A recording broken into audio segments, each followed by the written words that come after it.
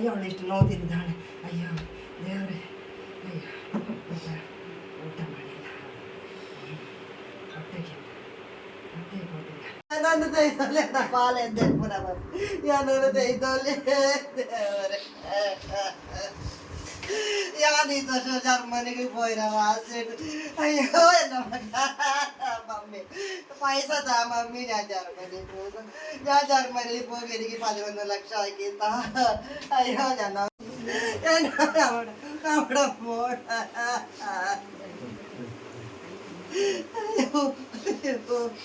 എന്റെ വിധിയേ, 22 വർഷം വളർത്തി ഇത്രയും വെള്ളം എനിക്ക്.